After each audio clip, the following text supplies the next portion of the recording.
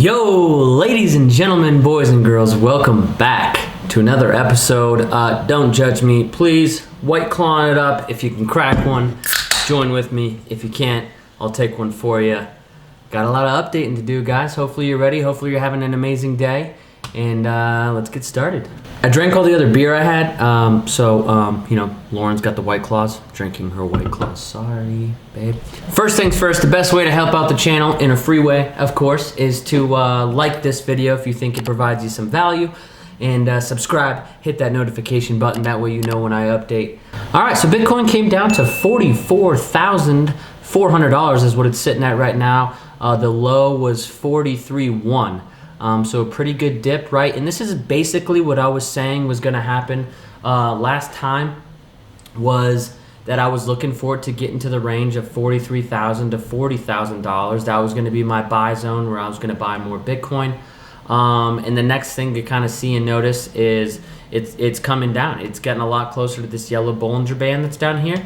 Last time we kind of spoke, it was up here on this middle red line, this averaged line, and now it's fallen to the bottom of that Bollinger Band, which is exactly what I was looking for. So basically, to make it really simple, you see how the chart comes down and these candlesticks touch the Bollinger Band before it starts to shoot back up? That is exactly what I'm looking for on this next run, for this next bounce.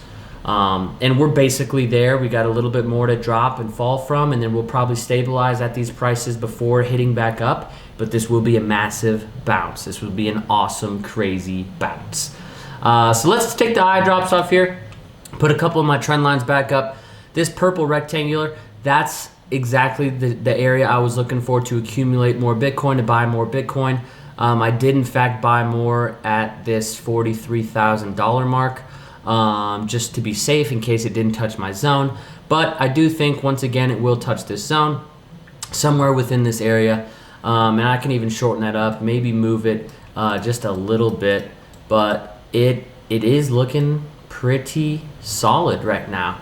And the other thing I do want to show you guys is what it seems to be like. What we're gonna do with this is probably play out the rest of this triangle similarly to how we did it back here, beginning of January towards the end. So basically that whole month of January was a good accumulation phase for people who were trying to buy that dip, right? You went to the all-time high, 42 grand, before coming back down to that $30,000 mark, all the way up to the $58,000 mark, coming down to the 43. So this is a good chance to buy, right? The Bitcoiners are buying.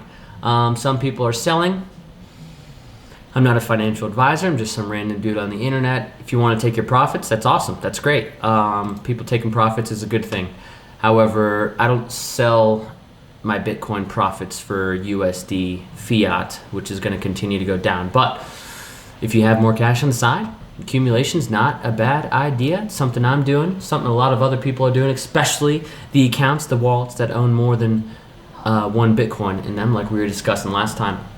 But let's take these off one more time. I kind of do want to look at one more thing that's going to be interesting to look at, because I told you Bitcoin likes these 30% pullbacks, right? So it's going to bring all of our stuff back. That's okay. Let's see what we ended up coming down to. That is going to be a good 26%. It came down 26%. So like I'm saying, if it really wants that 30% pullback, that's about a $41,000 to $40,000 Bitcoin, which would make still some sense, touching that yellow Bollinger Band. The MACD hasn't crossed yet. The RSI is low. It is at a good level, so this is pretty good to see. Let's move on. CoinMarketCap.com. Love CoinMarketCap.com.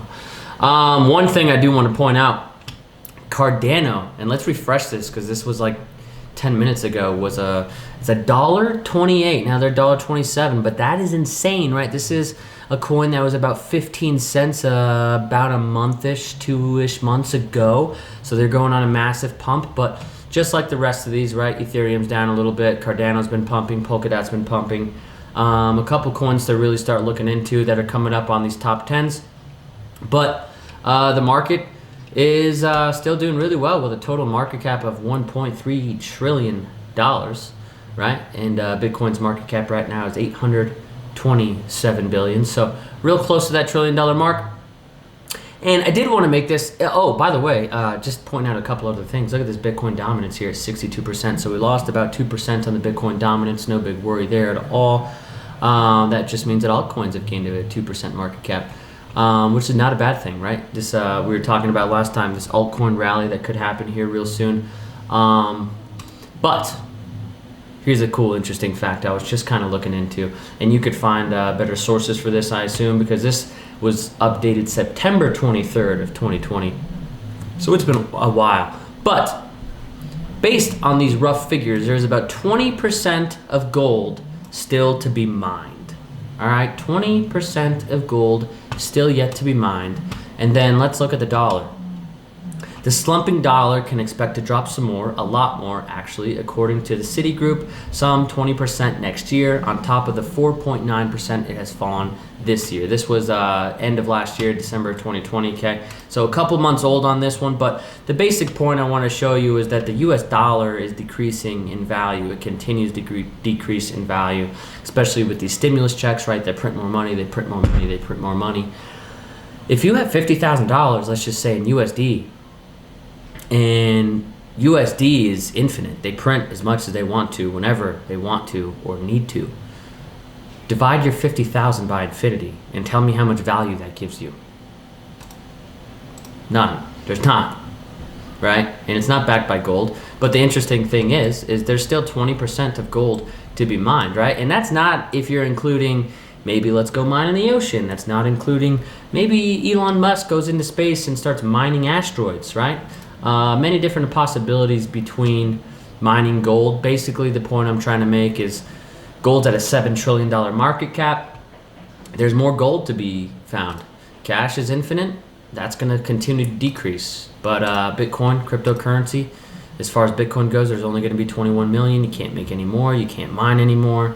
It is a perfectly finite currency.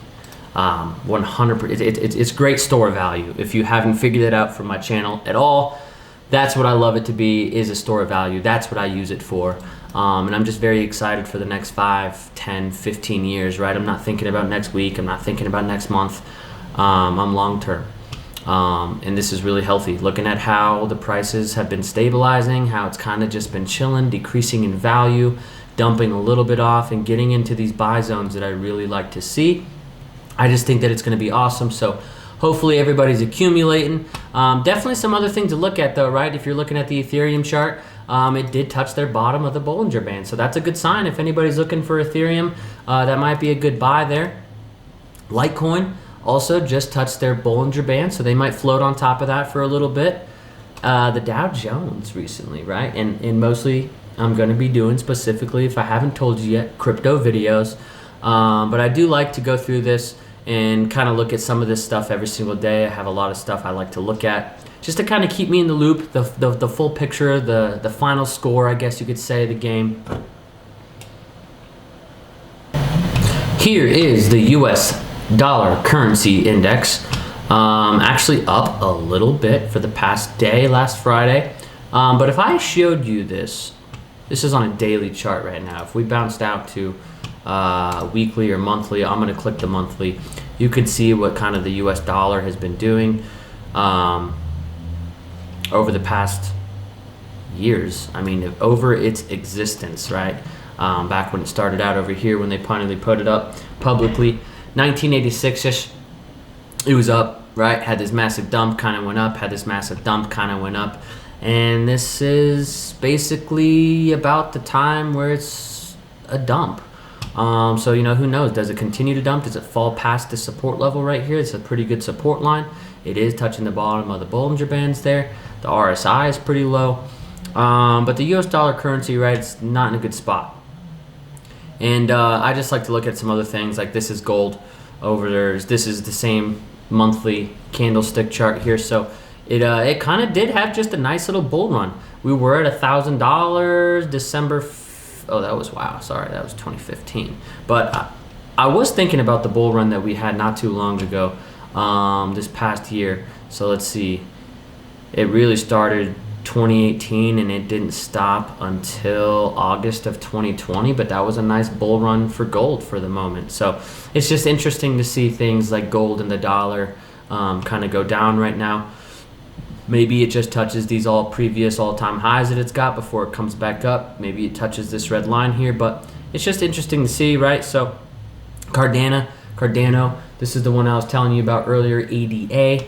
Massive pump if we're looking at this as far as the monthly candlesticks go.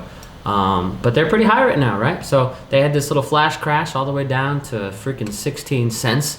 I'm sure some people got liquidated there, but there was a point in time I had a lot of Cardanos, just in case you're curious.